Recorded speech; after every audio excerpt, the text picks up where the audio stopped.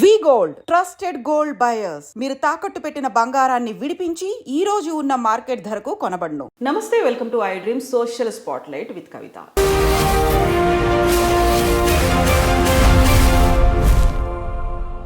దాదాపు 500 ఏళ్లకు పైగా చరిత్ర ఉన్నటువంటి చిలుకూరు దేవాలయం మీద సడన్ గా ఒక చర్చ మొదలైంది. అది కూడా రామరాజ్యం ఆర్మీ చీఫ్ వీరరాఘవరెడ్డి తన గ్యాంగ్తో ఆలయ అర్చకుడు రంగరాజన్ మీద దాడి చేసిన ఆ తర్వాత డిఫరెంట్ ఎపిసోడ్స్ అనేవి కనిపిస్తున్నాయి. ఇప్పుడు సడన్గా మేమే హక్కుదారులం అంటూ గుణాల ఫ్యామిలీ కూడా బయటకు వచ్చింది.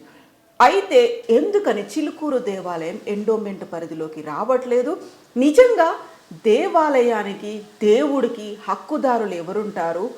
ఎవరికి దేవాలయాలు చెందుతాయి? ఎక్స్క్లూజివ్గా మనం మాట్లాడబోతున్నాము.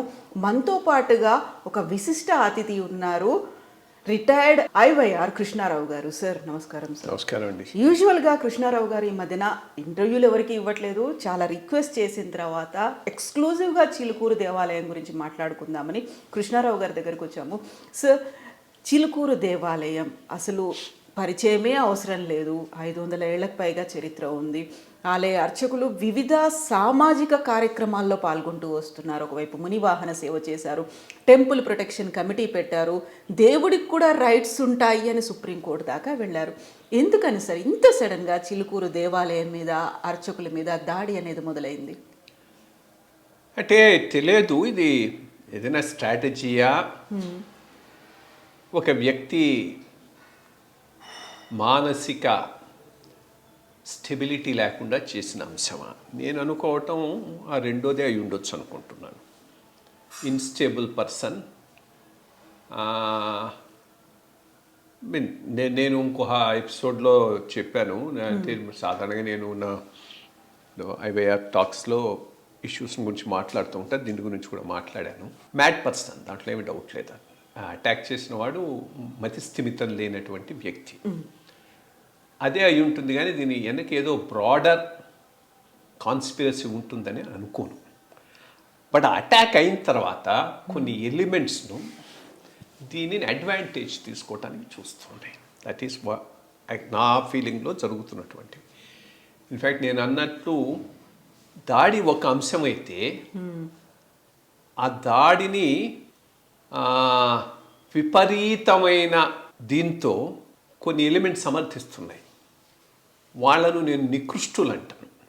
ఇవి ఇతనికన్నా వాళ్ళు డేంజరస్. రెండు రకాల డేంజరస్.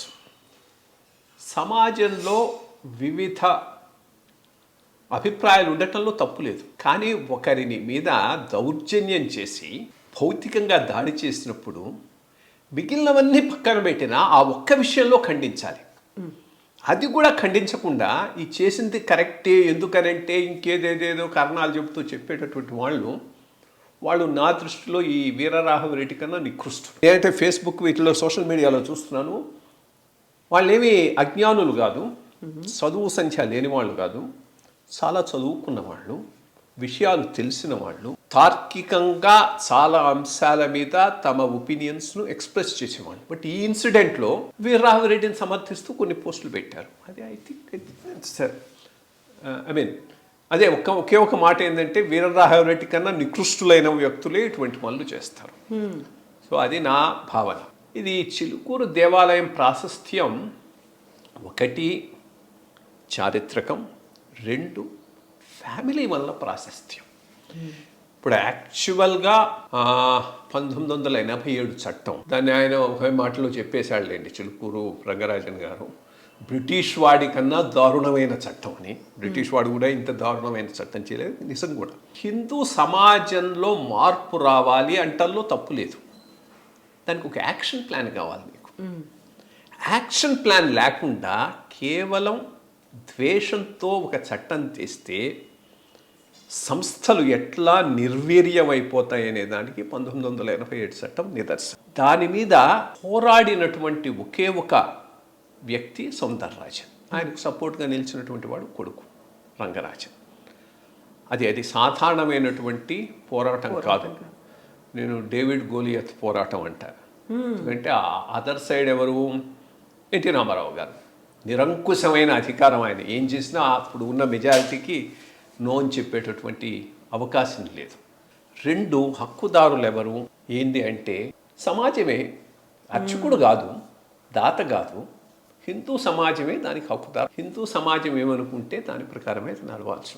దాత ఏదో ఒకటి ఇచ్చాడు కాబట్టి అతను అయిపోదు. దానం ఇచ్చినప్పుడే నువ్వు పోగొట్టుకున్నావు. నువ్వు దానం ఎందుకు ఇస్తారు? దానం ఒక కాజ్ కోసం ఇస్తావు. ఆ కాజ్ కోసం ఇచ్చినప్పుడు ఇంకా అది నీది కాదు. దానం ఇచ్చిన తర్వాత మళ్ళీ నాదేనని తీసుకోవటం ఏముంది? సరే, ఏదైనా వీళ్ళు అక్కడ పెలేషస్ బిల్డింగ్ కట్టుకొని అనుభవిస్తున్నారా? ఏదైనా దాని నుంచి లబ్ధి పొందారా? 3-4 తడవలు పోయినాను. వాళ్ళ పక్కింట్లోనే ఉంటారు. ఇట్లా టెంపుల్ ఉంటే ఆ పక్కనే ఉంటుంది. చూచి రావాలి. అది చూచి వచ్చిన వాడు ఎవరు ఇట్లాంటి దరిద్రపు కామెంట్లు చేయరు. Simple, normal, lower middle class పూజారి గృహం ఎట్లా ఉంటుందో అట్లా ఉంటుందని అక్కడ ఉంటున్నారు.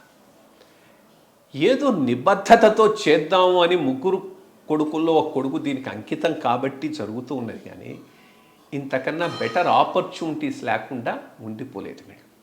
ఈరోజు ఇన్ఫ్యాక్ట్ నేను అనేది కూడా అదే. ఆలయ వ్యవస్థను నిర్వీర్యం చేశాం. అర్చకుడికి సరైనటువంటి వేతనమును, రెమ్యూనరేషన్ను లేకుండా చేశాం. ఉన్న ఇనాములను తీసేశాం. స్కేల్ ఇవ్వలేదు. ఎవరు ఉంటారు అక్కడ? ఏ రకంగా తయారైందంటే ఇంకా ఏమీ పోవటానికి వీలు లేనటువంటి వాళ్ళే అర్చకత్వంలో నిలిచిపోతున్నారు. అది డేంజరస్. ఇప్పుడు అందుకనే అర్చకులలో ఒక లెవెల్ ఆఫ్ అండర్స్టాండింగ్, ఇంటలెక్ట్ ఉన్నటువంటి వాళ్ళు తక్కువైపోయినారు. అది ఉన్నటువంటి వాళ్ళు రంగరాజన్. ఎందుకంటే వీళ్ళు స్వచ్ఛందంగా ఉన్నారు కాబట్టి, కాస్త higher level of thinking, intellectual ఉన్నటువంటి వాళ్ళు ఉన్నారు కాబట్టి ఈ టెంపుల్ ఇంకో రకంగా నడపగలుగుతున్నారు. హిందూ ధర్మానికి ఒక ఆయువు పుట్టుగా తీసుకుపోతున్నారు. ఒక ఆల్టర్నేటివ్ సిస్టమ్ను మనకు చూపెట్టగలుగుతున్నారు. ఈరోజు ప్రభుత్వ పరిధిలో, ఎగ్జిక్యూటివ్ ఆఫీసర్ కార్యనిర్వహణాధికారుల పరిధిలో నడుస్తున్నటువంటి టెంపుల్స్ ఏవి సరిగ్గా రన్ కావటం లేదు. అవినీతి ఎక్కువ. ఈ ప్రభుత్వ అధికారులకు ఆలయ ఆచార వ్యవహారాలు తెలియవు. విపరీతమైన అహంభావము, ప్రిజుడిసెస్, వీళ్ళతో ఎగలేకపోతున్నారు పూజారులు. రెండో సైడు ప్రభుత్వం వేసేటటువంటి ఆలయ కమిటీలు, లోకల్గా ఉన్న పెద్ద రౌడీ, పెద్ద యూస్లెస్ ఫెలో వాళ్ళందరూ దాంట్లో ఉంటారు. ఎందుకంటే రాజకీయంగా నడుస్తుంటారు. వీళ్ళందరితో చేసుకుంటూ ఆలయాన్ని నడపటం అనేటటువంటి సాధారణమైనటువంటి విషయం కాదు. ఆ రెండూ లేకుండా చేసుకున్నారు వీళ్ళు. ఉండి తీసేయటంతో ఎగ్జిక్యూటివ్ ఆఫీసర్ నియంత్రణ లేదు, దీనికి ఒక రాజకీయమైన కమిటీ లేదు. అందుకనే ఒక పద్ధతి ప్రకారం దాన్ని నడుపుకొని తీసుకుపోగలుగుతున్నారు. అంత చక్కగా ఒక ఆల్టర్నేటివ్ చూపెట్టినటువంటి ఫ్యామిలీని చక్కగా రన్ చేయటం. రెండోది లిబరల్ మైండెడ్ పీపుల్. మునివాహన సేవ ఇది చేయటం అంటే చాలా అంశాలు వాళ్ళతో నేను ఇంటరాక్ట్ అయినాను. అందుకని అంటే వారసత్వ హక్కులు, హెరిడిటరీ రైట్స్ తిరుమల తిరుపతి దేవస్థానంలో ఉన్న అర్చకులకు కూడా ఉండాలి అనే పాయింట్ మీద ఫైట్ చేస్తున్నప్పుడే సౌందరరాజన్ నాతో అన్నాడు 2-3 సార్లు, ఎట్లాంటి వాళ్ళండి వీళ్ళ కోసం మనం ఇంత చేయాలా, వీళ్ళు దే డోంట్ డిజర్వ్ ఇట్ అని. But as a principle fight చేస్తున్నాం కానీ అక్కడ ఉన్న వాళ్ళు అంతా డిజర్వింగ్ పీపుల్ కాదు. అది ఆయన individual opinion which I agree with him absolutely. Because ఒక పాయింట్ మీద ఫైటింగే కానీ ఆ నలుగురు డిజర్వింగ్ అనే విషయం మీద క్వశ్చన్ మార్క్ ఆయనకు ఉండింది, నాకు ఉంటుంది. రెండోది మొన్న నాతో ఆయన రంగరాజన్ గారితో చేసిన చర్చలోనే ఒక అంశం వస్తే చాలా చక్కగా చెప్పాడు. ఇప్పుడు కుమరవల్లి మల్లన్న టెంపుల్, కుమరవల్లి మల్లన్న టెంపుల్కు ఒక ప్రత్యేకమైన ఆచార వ్యవహారము చేసే విధానము ఉంది. ఒక ఈవో పోయి దాంట్లో ఇంటర్ఫియర్ గాను ప్రయత్నించాడు, దాన్ని నేను వారించాను అన్నాడు, విచ్ ఇస్ కరెక్ట్. చారిత్రకంగా మనకు వచ్చినటువంటి వారసత్వాలు ఈ దేవాలయాలు. ఏ దేవాలయంలో ఏ రకమైనటువంటి సంప్రదాయం ఉంటే అదే కొనసాగించాలి. అది వైదికం కాకపోయినా ఈయన వైదికం కోసంగా ప్రచారం చేయటం లేదు. ఆ అవైదికమైనటువంటి ఆచార వ్యవహారం ఆ టెంపుల్కి యూనిక్ కాబట్టి అదే కంటిన్యూ కావాలని మాట్లాడే వ్యక్తి రంగరాజన్. సో అది అది అది ఎప్పుడు వస్తుంది నీకు ఓవరాల్ ఇష్యూ మీద ఒక చక్కటి అవగాహన ఉన్నప్పుడే వస్తుంది. సోషల్ ఇవిల్స్ అయినవి లైక్ జంతు బలులు, దేవదాసి సిస్టము, వీటికి తావులేదు. బట్ అదర్ దాన్ దట్ యునిక్గా ఏదైనా టెంపుల్లో ఏ ఆచార వ్యవహారం జరుగుతూ ఉంటే అదే కొనసాగాలి అనేది ఆయన దృఢమైన అభిమతం. ఇంత liberal minded, open minded, Hindu సమాజం మీద అవగాహన ఉన్న వ్యక్తి, ఆచార వ్యవహారాల మీద అవగాహన ఉన్నటువంటి వ్యక్తి, ఆలయం కేంద్రంగా హిందూ సమాజం బలపడాలన్నా వ్యాప్తి చెందాలన్నా ఎటువంటి విధానం ఉండాలి అనే దానికి ఒక మార్గం చూపినటువంటి ఫ్యామిలీ. దానిని ముందుకు తీసుకుపోవాల్సిన అవసరం ఉంది.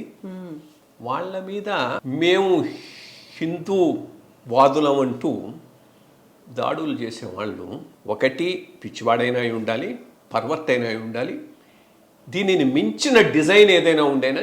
సార్, ఇప్పుడు ఎవరైతే రంగరాజన్ గారి మీద దాడి చేసినటువంటి వీరరాఘవరెడ్డి ఆ టైంలో ఒక వీడియో రిలీజ్ చేసిన దాంట్లో ఉన్నటువంటి మాటల్ని బట్టి చూస్తే ఇతర మతాల వాళ్ళే హిందూ మతం మీద దాడులు చేస్తున్నప్పుడు మీరు ఒక పూజారి అయ్యి ఉండి ఇతర మతాలకి సంబంధించి ఆ కార్యక్రమాలకు ఎందుకు వెళ్తారు, దీంతో పాటుగా ముస్లిం ఫ్యామిలీలకు కూడా మీరు హెల్ప్ చేస్తున్నారని ఒక స్టోరీని నేను కవర్ చేశాను సార్. రంగరాజన్ గారికి సంబంధించి రంజాన్ మాసంలో ఒక ముస్లిం ఫ్యామిలీకి వాళ్ళ ఇంట్లో ఉన్న ఒక ఎద్దు ఎలక్ట్రిక్యూట్ అయి చనిపోతే తన గోశాలలో ఉన్నటువంటి ఆ ఎద్దుని వాళ్ళకి ఇచ్చారు, వాళ్ళ కుటుంబ అవసరాల కోసం, జీవనోపాధి కోసం.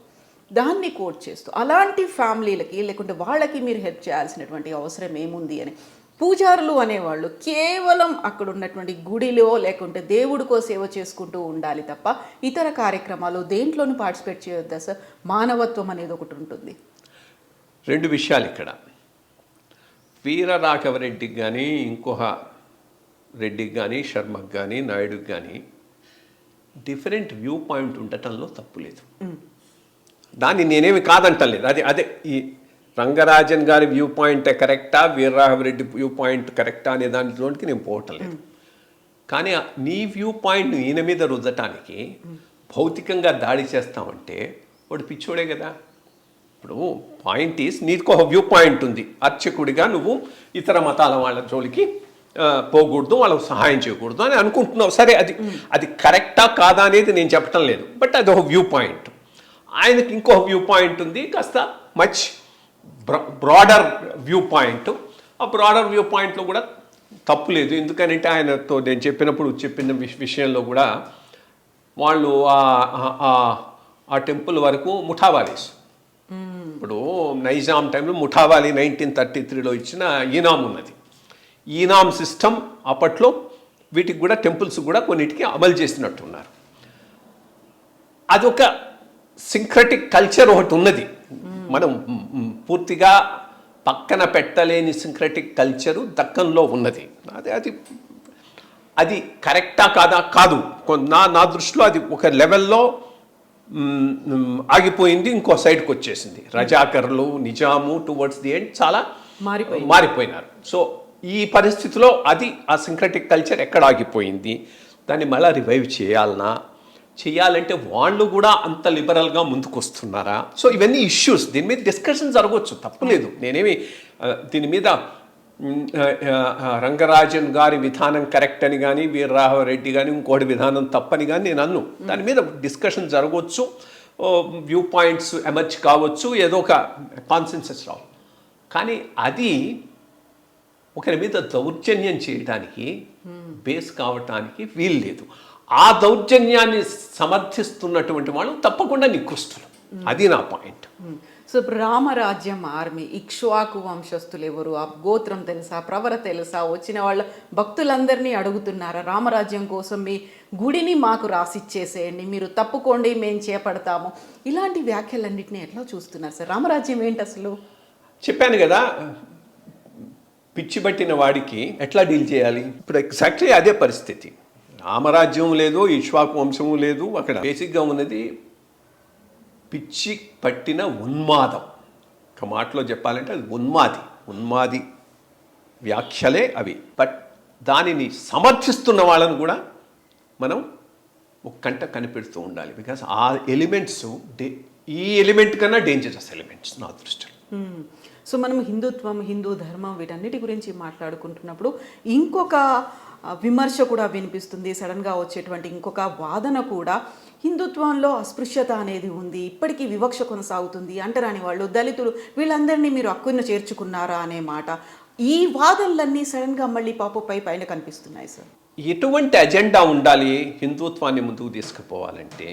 గుడిని, అర్చకుణ్ణి కేంద్రంగా చేసుకొని హిందూ మత పరిరక్షణకు, వ్యాప్తికి ఒక కార్యాచరణ రూపొందించుకొని ముందుకు తీసుకుపోవాల్సిన అవసరం ఉంది. దానికి కేంద్రం బిందువైన అర్చకుణ్ణే ఒక వర్గ శత్రువుగా చూపెడుతూ ఏవి వీళ్ళే బూర్జువా కాదు, వీళ్ళకేం వేల వేల ఎకరాలు లేవు,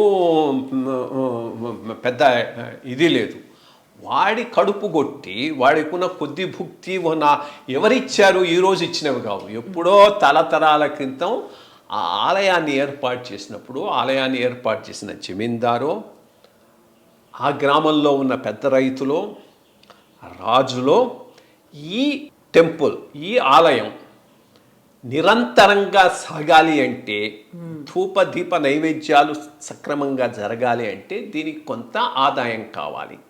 ఆదాయం కోసంగా కొన్ని ఈనాములు ఇచ్చారు, సర్వీస్ ఈనాములు, దేవుడి మాన్యాలు. అవి ఎవరికి ఇచ్చారు? అందరికీ ఇచ్చారు. ఎక్కువ అర్చకుడికి ఇచ్చి ఉండొచ్చు, అర్చకుడికి ఇచ్చారు. అక్కడ చుట్టూ పరిశుభ్రం అది చేసేటువంటి చాకలికి ఇచ్చారు, కాగడ కట్టుకొని పోయేవాడికి హోమాన్యం ఉంది, అందరికీ ఉన్నాయి.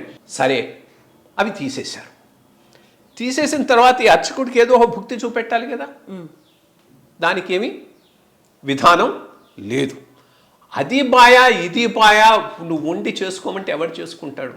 సో దానివలన అర్చకులుగా ఉండేటటువంటి వాళ్ళే లేకుండా పోతున్నారు. రెండోది, అక్కడనే నేను ఇప్పుడు బై చాయిస్ అర్చకుడుగా ఉంటే ఆ లెవెల్ ఆఫ్ ఇంటలెక్టు, ఆ లెవెల్ ఆఫ్ అండర్స్టాండింగు రంగరాజన్లాగా ఉంటుంది. బై చాయిస్ కాకుండా బై నెసెసిటీ ఉంటే గ్రామాల్లో ఉన్న అర్చకుల్లాగా ఉంటుంది. ఏమీ తెలియదు, మినిమం కూడా తెలియదు.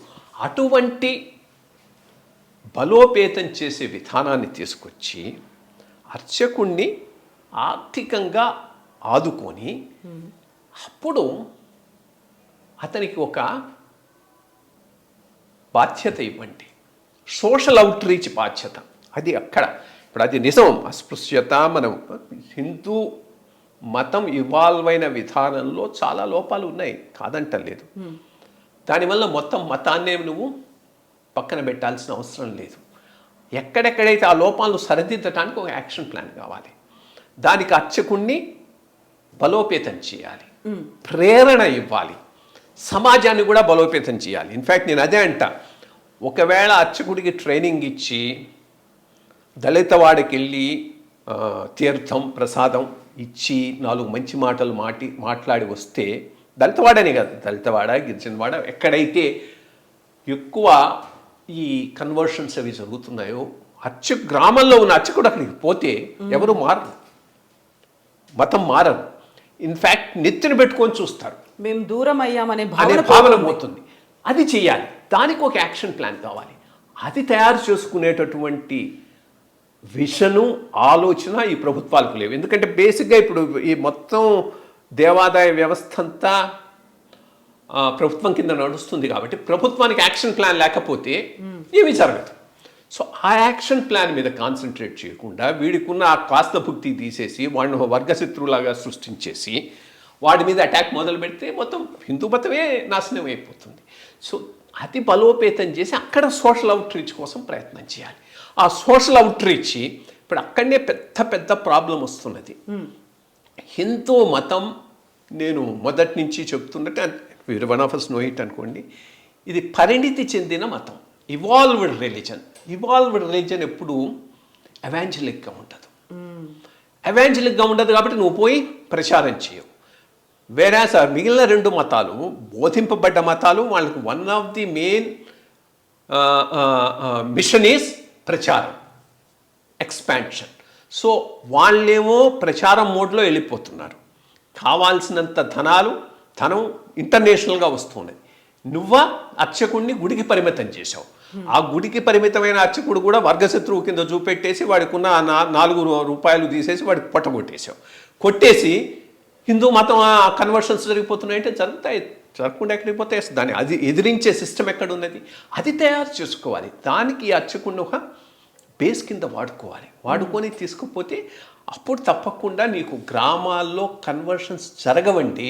దెన్ రెండోది అదే ఇంకో పాయింట్, అర్చకుడిని నువ్వు ప్రేరేపించి బలోపేతం చేసి అతని యాటిట్యూడ్లో మార్పు తెచ్చినా గ్రామంలో ఉన్న సమాజం సపోర్ట్ చేయాలి. అది కూడా చూసుకోవాలి. ఇప్పుడు పెద్ద మోతుబరి రైతులు వీళ్ళు ఉంటారు, ఇతను పోతానన్న వాళ్ళకి ఇష్టం ఉండకపోవచ్చు. బికాస్ ఇవి ఓవర్ ఏ పీరియడ్ డెవలప్ అయిన ప్రిజుడిసెస్ కదా.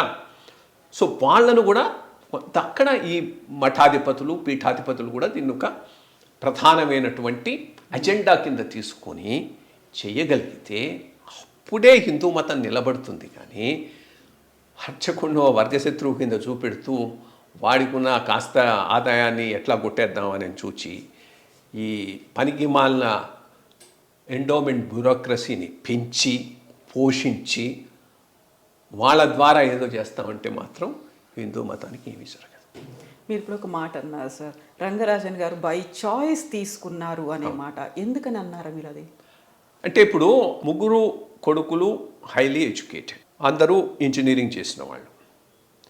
ఇద్దరు already they are placed in different fields. ఈయన అన్న ఆయన తమ్ముడు ఆయన, ఒకనేమో ఐఐటి నుంచి అయ్యి he's working in Bengaluru, second one is working somewhere with some multinational. ఈయన కూడా అదే సిస్టంలో వెళ్ళిపోయి ఉండొచ్చు. మీన్ నార్మల్గా అయితే అదే డెసిషన్ ఉండేది. బట్ తండ్రితో పాటు ఉన్నాడు, ఈ పోరాటంలో పాల్గొన్నాడు, దీనికి కమిట్ అయినాడు. అందుకని బై చాయిస్ వదిలేసుకొని ఇక్కడ ఉన్నాడు. అది నేను చెప్పాను. కాకపోతే సార్ ఇప్పుడు వస్తున్నటువంటి సరికొత్త వాదన, ఆ దేవాలయానికి అసలైనటువంటి హక్కుదారులం మేమే అనే మాట గుణాల ఫ్యామిలీ నుంచి వచ్చింది. ప్రెస్ మీట్స్ పెడుతున్నారు వాళ్ళు. ఆ దేవాలయం దేవుడు మాకే చెందుతాడు, వంశపారంపర్యంగా అనువంశికంగా మీది కాదు అనే మాట. ఈ వాదన ఎందుకని వచ్చింది సార్ ఇప్పుడు తెర మీద? ఫస్ట్ ఆఫ్ ఆల్ ఎవరో ఒక జమీందారు ఒక ఆలయానికి కొంత దానం ఇచ్చాడు, దానంతో అయిపోతుంది కదా. ఇక జమీందారు ఆ ఆలయం నాదేనని క్లెయిమ్ చేసుకోడు కదా. ఫస్ట్ పాయింట్ అది. నువ్వు దానం ఇచ్చినప్పుడే, దానం అంటే ఏంది, ఆపేక్ష లేకుండా ఇచ్చేదే దానం. వీళ్ళు ఇచ్చారో లేదో నాకు తెలియదు, ఆ రికార్డ్ నేను చూడలేదు, రికార్డ్ అది చూసుకోవాలి. ఇచ్చిన తర్వాత అది నీది ఎట్లా అవుతుంది, ఫస్ట్ పాయింట్. రెండోది అల్టిమేట్ ఆబ్జెక్టివ్ ఏంటి, దేవాలయం సరిగ్గా రన్ కావాలి, దాని ద్వారా మనం అనుకున్న ఇది సాధించబడాలి. దాంట్లో వీళ్ళు ఎక్కడైనా తప్పు చేస్తున్నారా? లేదు కదా. సక్రమంగా నడిపేటప్పుడు ఇంకా నీ హక్కే ఉంది అక్కడ. ఇప్పుడు అక్కడైనా వాళ్ళైనా కానీ ఏమీ పాలనా మండలి ఏమీ లేదు, అక్కడ హుండీ లేదు. అనువంశిక అర్చకత్వం అయితే వాళ్ళదే, దాన్ని ఎవడు కాదంటం లేదు. ఎప్పుడో వచ్చారు తమిళనాడు నుంచి ఇక్కడ సెటిల్ అయినారు, అహోబిలం స్వాముల వారు ఉండి చేసుకోండి అంటే చేసుకున్నారు. మరి మల్లారెడ్డి 5 తరాల క్రితం ఇచ్చాడా, 10 తరాల క్రితం ఇచ్చాడా, ఈ మధ్య ఇచ్చాడా? ఇస్తే ఏమిచ్చాడు? టెంపుల్ ఇచ్చి ఉండడు, పక్కన ఏదైనా దానికి వసతుల కోసం ఏమైనా ఇచ్చారేమో అయి ఉంటుంది. దానివల్ల నువ్వు మొత్తం టెంపుల్ని ఎట్లా క్లెయిమ్ చేసుకుంటావు? పాయింట్, టెంపుల్ 500 సంవత్సరాల 400 సంవత్సరాల ఓల్డ్ కదా. మరి 400 సంవత్సరాల క్రితమే ఈయన పూర్వీకులు ఇచ్చారా? నాకు తెలియదు. Question mark. ఫస్ట్ ఎవడైనా ఆన్సర్ చేయాల్సింది ఆ క్వశ్చన్ మార్క్. 2, టెంపుల్ అప్పటి నుంచి ఉంటే దాని అభివృద్ధికి పక్కన కొంత భూమి ఏమైనా వీళ్ళు ఇచ్చారా? ఇస్తే వీళ్ళకు టెంపుల్ మీద అధికారం ఎట్లా వస్తుంది? వచ్చినా కానీ వెల్ రన్ ఇన్స్టిట్యూషన్లో ఈ అధికారం క్వశ్చన్ ఏమున్నది? ఇచ్చిన తర్వాత అది సరిగ్గా రన్ కావాలనేది ఆకాంక్ష. జరుగుతూ ఉన్నప్పుడు మళ్ళీ ఎందుకు వచ్చి లేనిపోని ఇవి పెట్టడం, అది I think it is uncalled for. ఏదైనా ఐ థింక్ అది ఎంత ఏదో కోర్టులో కొంత కేసు కూడా నడుస్తూ ఉంది, చూద్దాం ఏమొస్తుందో. కోర్టు. సో ఇప్పుడు రంగరాజన్ గారు అసలు అడ్వకేట్ కూడా సుప్రీంకోర్టులో కూడా వాదిస్తూ వస్తున్నారు, పోరాడుతున్నారు. దేవాలయాల పరిరక్షణ ఉండాలి, ఎట్ ద సేమ్ టైం దేవుడికి కూడా కొన్ని హక్కులు ఉంటాయి, డైటీ రైట్స్ కోసం అని పోరాడుతున్నప్పుడు ఇప్పుడు చిలుకూరు మీద ఫోకస్ పెట్టాలా, మిగతా అన్నిటి మీద ఫోకస్ పెట్టాలంటారు? ఇది లీగల్గా ఒక పాయింట్ సెటిల్ అయితే అన్నిటికీ వర్తిస్తుంది. సో టేకప్ చేసిన దాన్ని సుప్రీంకోర్టు వరకు కనుక నెగ్గగలిగితే డీటీ హ్యాస్ రైట్స్ అనేటటువంటిది ఎస్టాబ్లిష్ అయిందనుకో, అది ఒక చిలుకూరుకు ఒక్కదానికి పరిమితం కాదు, అన్నిటికీ. వీళ్ళు ఒక చిలుకూరు కోసమే పోట్లాడటం లేదు. సౌందరరాజన్ గారి టైం నుంచి చిన్న దేవాలయాలు వాటి అస్తిత్వం 1987 చట్టం వల్ల దెబ్బతిన్నది. దీనిని కాపాడుకోవాలి అనే దానికోసంగా వీళ్ళు లీగల్గా, రాజకీయంగా, సామాజికంగా పోరాటం చేస్తున్నారు. వాళ్ళు చేసినటువంటి వర్క్, త్యాగం చూస్తే ఎవరికైనా కళ్ళు తిరుగుతాయి. సౌందరరాజన్ ఆ వయసులో అప్పట్లో సెకండ్ క్లాస్ స్లీపర్ దీంట్లో ఇక్కడి నుంచి ఢిల్లీ దాకా పోయి 4 రోజులు ఉండి ఇవన్నీ చూసుకొని వచ్చేవాడు. వస్తూ ఉంటే ఎండోమెంట్ ఆఫీసర్లు కూడా అక్కడికే పోయేవాళ్ళు, ఇది గవర్నమెంట్ తరఫున వాదించడానికి. ఎండోమెంట్ ఆఫీసర్కు రిజర్వేషన్ లేకపోతే ఈయన కింద పడుకొని ఆయనకు రిజర్వేషన్ సెట్ ఇచ్చి ఇద్దరు కలిసిపోయినారట అక్కడ వాదించుకోవటానికి. సో పాయింట్ ఈస్ చాలా సింపుల్గా, చాలా ఇంటలెక్చువలీ ఇష్యూస్ మీద సాధారణమైన పోరాటం అయితే కాదు ఇది వీళ్ళు చేసింది. అప్పటి నుంచి 87 చట్టం, దాని మీద సుప్రీంకోర్టు ఇచ్చిన జడ్జిమెంట్లో తప్పులను మళ్ళా ఎత్తి చూపెడుతూ వీళ్ళు వేసిన పిటిషను, ఆ పిటిషన్ను పరిగణలోకి తీసుకొని సుప్రీంకోర్టు ఇచ్చినటువంటి రివైజ్డ్ జడ్జిమెంటు. సుప్రీంకోర్టు జడ్జిమెంట్ ఇచ్చినా కానీ ఈరోజు గతి లేదు అది ఇంప్లిమెంట్ చేయడానికి. అంత పవర్ఫుల్ ఈ ఎండోమెంట్ డిపార్ట్మెంట్లో ఉన్నటువంటి ఆఫీసర్. దానిని ఎక్కడ ఎక్కడ ఎక్కడ ఏ రకంగా కొట్టాలంటే అక్కడ కొడుతున్నారు. ఈ ఆఫీసర్లంతా ఎప్పుడు లైన్లో ఫాలో అవుతారు? పొలిటికల్గా సీఎం గనక ఈ ఇష్యూ కమిట్ అయ్యి ఉంటే they will follow in line. వాళ్ళు చేశారు కాబట్టి మేము దీన్ని ఇది చేస్తామని, అంతవరకే. సో రియల్ పొలిటికల్ కమిట్మెంట్ వచ్చే అవకాశం లేదు. ఎందుకంటే వాళ్ళకు పెద్ద హిందూ ఇన్స్టిట్యూషన్స్ మీద అంత ఇంట్రెస్ట్ ఉండకపోవచ్చు. బట్ ఇచ్చినంత వరకు, కమిట్ అయినంత వరకు, రాజకీయంగా కమిట్ అయినంత వరకు, పొలిటికల్ కూడా కాదు నేను అనేది, మేనిఫెస్టోలో కమిట్ అయినంత వరకు చేశారు. సో అంతవరకు మళ్ళా యాక్ట్ అమెండ్ అయింది, రూల్స్ మారాయి. ఆ పాయింట్ మీద ఇప్పుడు ఇక్కడ పోరాడుతున్నారు. ఎక్కడ పొలిటికల్ కమిట్మెంట్ లేనిది ఇవి జరగవు. పొలిటికల్ కమిట్మెంట్ రావాలి అంటే ఈ బ్రాడర్ అండర్స్టాండింగ్ ఉండాలి, విషన్. హిందుత్వానికి వస్తున్న దెబ్బ ఎక్కడి నుంచి, దానిని ఎదుర్కోగలిగినటువంటి సామర్థ్యం ఉన్న ఇన్స్టిట్యూషన్ ఏది? అది టెంపులు, అర్చకుడు. అతన్ని బలోపేతం చేద్దాం, అతని ద్వారా మత వ్యాప్తులను అడిగేద్దాం, హిందూ మతాన్ని వ్యాప్తి చేద్దాం. ఎక్కడైతే వాళ్ళు మమ్మల్ని నెగ్లెక్ట్ చేశారో, మమ్మల్ని పరిగణలోకి తీసుకోలేదనుకున్నటువంటి ఆ పాపులేషన్ మనం ఆదరిద్దామనేటటువంటి ఒక బ్రాడర్ విషన్ లేకుండా ప్రభుత్వాల ఆధీనంలో టెంపుల్స్ ఉన్నంత వరకు ఇది జరగకపోవచ్చు. సో ప్రభుత్వాల నుంచి తీసేస్తే ఇట్లా రన్ కావాలి, ఇట్లా రన్ అయితే దెన్ వాటి వల్ల ఇది ఉంటుంది. ఆ రకంగా అర్చకులను బలోపేతం చేయాలి, అది పెద్ద టాస్క్. ఇవన్నీ చిత్తశుద్ధి ఉండాలి ప్రభుత్వాలకు. ఒక పెద్ద ఉద్యమం, ఆ తర్వాత జరగాల్సినటువంటి పోరాటం ఇంకా అయితే ఉన్నది. అది ఎట్లా జరగాలి అంటే ఇది ఇట్లాంటిది కాదు, ఈ పైత్యంతో కూడిన పోరాటం కాదు. పైత్యరహితంగా ప్రోస్ అండ్ కాన్స్ డిస్కస్ చేసి ఒక యాక్షన్ ప్లాన్తో ముందుకు పోతే తప్పకుండా మంచి రిజల్ట్స్ ఉంటాయి.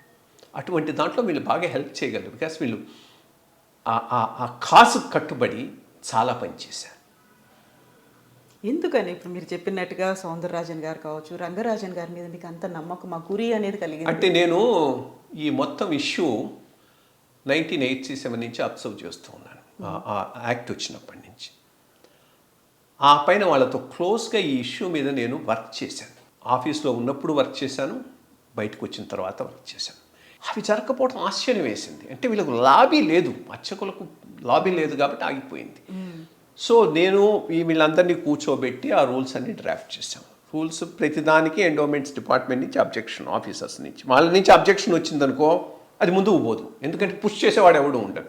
సో వాళ్ళ అబ్జెక్షన్స్ కూడా పరిగణలోకి తీసుకొని దీనికి ఒక షేప్ ఇచ్చి తీసుకొని పోయి అప్పుడు చేద్దామని ప్రయత్నిస్తే ఇదే ఈ భావజాలం ఈ 1987 ఇది ఎండోమెంట్స్ యాక్ట్ చేసిన భావజాలం, ఆ భావజాలానికి కట్టుబడి ఉన్నటువంటి ఒక లాబీ, ఇంకేమి ఆశించని కమిట్మెంట్, అది మోస్ట్ ఇంపార్టెంట్ థింగ్. ఏదో ఆశించిన కమిట్మెంట్ అయితే కాదు. సో ఇప్పుడు హిందుత్వంలో శైవం, వైష్ణవం, శాక్తేయం ఇలా విభిన్నమైనటువంటి వర్గాలుగా విడిపోయి గొడవలు పడుతున్నారు, విభేదాలు కొనసాగుతున్నాయి అనుకున్నప్పుడు దళితులు ఆటోమేటిక్గా ఒక వివక్ష గురవుతున్నాం, మమ్మల్ని దగ్గరికి రానివ్వట్లేదు, దూరం పెడుతున్నారు అనుకున్న దశలో నాకు తెలిసి 7-8 ఏళ్ల కింద మునివాహన సేవ అనేది ఒక దాన్ని పాత పద్ధతిని సరికొత్తగా మళ్ళీ పరిచయం చేసి ఒక దళితుని భుజాల మీదకి ఎత్తుకొని గుడి చుట్టూ తిరిగి తీసుకొచ్చినటువంటిది, అది సరిపోతుందంటారా? ఇంకేం జరగదు? సరిపోదు. అది ది గుడ్ జెస్చర్, ముందుకు పోతుంది. బట్ బ్రాడర్గా నేను చెప్పినట్టు అర్చకుడిని కేంద్రంగా చేసి ఏ ఏరియాలైతే హిందూ మతం నుంచి బయటికి పోయేటట్టున్నాయో ఆ ఏరియాస్ను అర్చకుడు వెళ్ళేటట్టుగా చేసేటట్టుగా మనం సంసిద్ధం కావాలి. గ్రామాల స్థాయిలో అదొక ఉద్యమంలాగా జరగాలి. స్టార్టింగ్ పాయింట్గా మంచి జెస్చర్, గొప్ప జెస్చర్. మునివాహన సేవను మొదలు పెట్టడం అనేది సాధారణమైన విషయం కాదు. బట్ ఆ జెస్చర్తో ఆగిపోకూడదు, దాని నుంచి ముందుకు తీసుకుపోవాల్సిన అవసరం. తీసుకెళ్ళడానికి అవసరమైనటువంటి ప్రోత్సాహం, ప్రోద్బలం ఇవ్వాల్సింది సమాజం ఇవ్వాలి, లేకపోతే గవర్నమెంట్ ఇవ్వాలి. గవర్నమెంట్ ఎప్పుడు ఇస్తుంది? హిందుత్వ ఐడియాలజీకి గవర్నమెంట్ కట్టుబడి ఉన్న రాసే ఇస్తుంది. సో ఇప్పుడు చిలుకూరు ఆలయానికి సంబంధించి చూస్తే మేము హక్కుదారులం, మా వల్ల మేము వేడుకోవడం వల్లే భగవంతుడు ఇక్కడ స్వయంభూగా అవతరించాడు అని గుణాల ఫ్యామిలీ అయితే చెప్తోంది. ఆ తర్వాత ఇప్పుడు ఉన్నటువంటి సౌందరరాజన్, తర్వాత రంగరాజన్, వీళ్ళు కాకుండా సరికొత్తగా ఇంకొకరిని తీసుకొచ్చి అక్కడ అర్చకులుగా నియమించాలి, ఇన్ని ట్రాన్స్ఫర్ చేసేయాలి, ఇన్ని తొలగించేసేయాలి, ఈ వాదనలు ఎలా చూస్తున్నారు? ఫస్ట్ ఆఫ్ ఆల్ వీళ్ళ లీగల్గా వాళ్ళ రైట్ ఏందో నాకు తెలియదు, కాబట్టి దాని మీద కామెంట్ చేయను. ఏదైనా దానం చేసినా, ఇందాక చేసినట్టు దానం చేసిన వాడు మళ్ళీ అది నాదని అంటాం సరికాదు. తొలగించడం అనేది అనువంశికంగా తరతరాలుగా వస్తున్న వాళ్ళని తొలగించడం అనేది అర్థం లేదు. ఇతని ప్రాపర్టీ అయితే కాదు కదా. ఏమన్నా కానీ గుణాలు కానీ ఎవరు కానీ ఏ టెంపుల్ ఎవరికి ప్రాపర్టీ కాదు. విధానం ఎట్లా ఉండేదంటే ఒరిజినల్గా అనువంశిక ధర్మకర్తలు, అనువంశిక అర్చకులు. 1987 చట్టం రెండింటినీ తీసేసింది. సరే, ఇప్పుడు మళ్ళీ హెరిడిటరీ అర్చకాస్ రైట్స్ రెస్టోర్ అయినాయి, 2 చోట్ల ఇదైంది. బట్ అనువంశిక ధర్మకర్తలు కూడా రెస్టోర్ అయినారని నాకు దాని మీద కొంత అవగాహన లేదు, చూసుకోవాలి. దాన్ని తర్వాత స్టడీ చేయండి, చెప్పలేము. ఒకవేళ అనువంశిక ధర్మకర్తలు కనుక రెస్టోర్ అయి ఉంటే వాళ్ళు వచ్చేస్తారు. బట్ ధర్మకర్త అర్చకుడిని నియమించడు. ఆయన ధర్మకర్తే, అర్చకుడే, అనువంశపు అర్చకుడే, అనువంశపు ధర్మకర్తే. సో ఇదేదో వాళ్ళ ప్రాపర్టీ అన్న రకంలో వాళ్ళు మాట్లాడటం మాత్రం సరికాదు. అది కరెక్ట్, లీగల్గా కరెక్ట్ కాదు, సమాజపరంగా కూడా కరెక్ట్ కాదు. దేవాలయాలు, దేవస్థానాలు, ట్రస్ట్ బోర్డులకి సంబంధించి గతంలో ఒక చర్చ అయ్యప్ప దేవాలయానికి సంబంధించి శబరిమలలో కనిపించింది, ఆ తర్వాత ట్రావెన్కోర్, ఇవన్నీ వచ్చాయి. ఇప్పుడు మళ్ళీ చిలుకూరుకు సంబంధించి దేశవ్యాప్తంగా ఒక ఉద్యమంలాగా రావాలి, దేవాలయ పరిరక్షణ జరగాలి, దేవుడికి కూడా హక్కులు ఉంటాయి అనే ఉద్యమాన్ని ముందుకు వెళ్ళాలి, దేవుడికి డైటీ రైట్స్ ఉంటాయి అంటే ఏం జరగాలంటారు సార్? ప్రధానంగా ఇది దేశవ్యాప్తంగా జరగాల్సిన అవసరం కూడా లేదు, లోకల్గా జరిగితే చాలు. మన తెలంగాణ, మన ఆంధ్రాలో ఇది సపరేట్ ఉద్యమం కింద జరగాల్సిన అవసరం ఉంది. But at the same time రెండూ జరగాలి. ప్రభుత్వం నుంచి బయటికి రావాలి, బయటకు వచ్చిన తర్వాత మీరు ఏ రకంగా నిర్వహించాలనే దాని మీద కూడా ఒక కార్యాచరణ రూపొందించుకుంటే తప్పకుండా ముందుకు పోవాలి. Thank you so much sir. ధన్యవాదాలు సార్. థ్యాంక్ యూ, మీ టైం మాకు ఇచ్చినందుకు. Thank you so much. నమస్కారం.